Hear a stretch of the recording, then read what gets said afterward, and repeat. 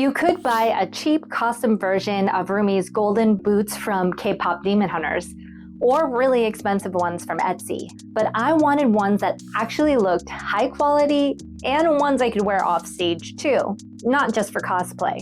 So today I'll show you how I transformed a pair of white lace-up boots into Rumi's iconic golden performance look.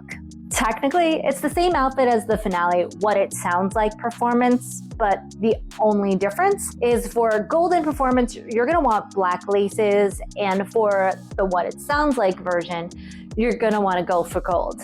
First, take out the original laces. You have two options here. You can either dye these white ones black, or just order black laces like I did. To get the right size, I actually measured the original laces so I knew what to buy. If you get this exact boot, you'll need about 84-inch laces. For some reason, those were surprisingly hard to find, but don't worry, I've got them linked for you. Next, grab your painter's tape because we're painting the soles gold. This part takes patience. You really want to take your time around all the curves and seal that tape properly.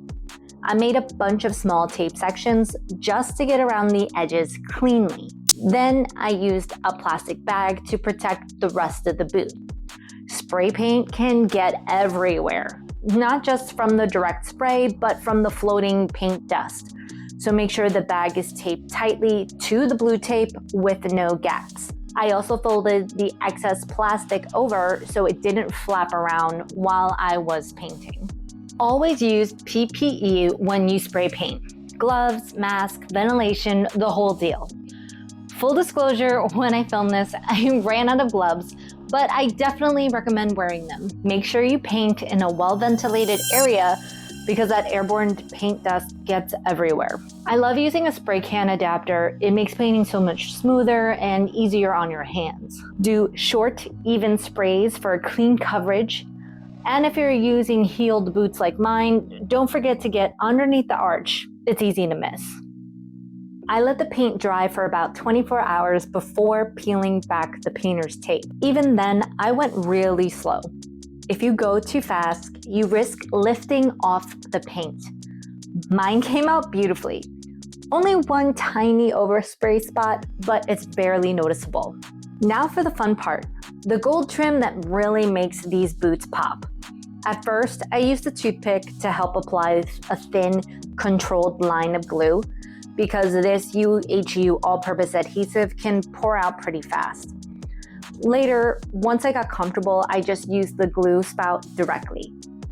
Quickly lay the cord down and press it firmly in place. Give it some finesse around the curves. It actually shapes really well.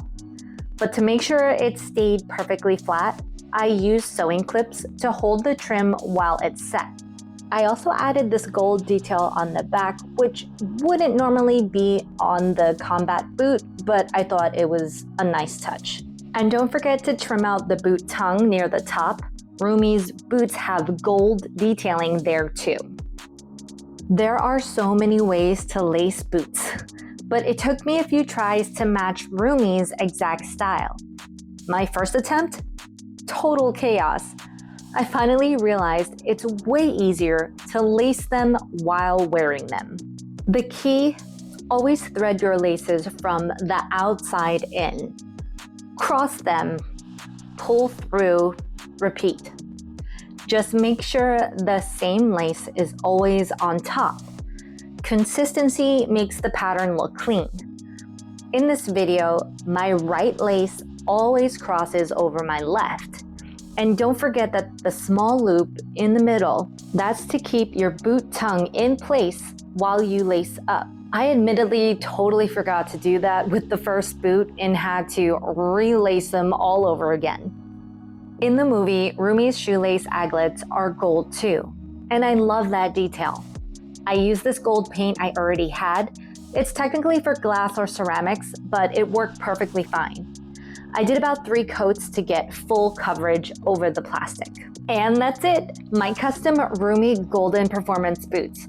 I'm honestly so obsessed with how these turned out. They look high-end, feel durable, and I can totally wear them outside of cosplay too. If you love this transformation, make sure to check out my next video. I'll be showing how I make Rumi's wig from scratch.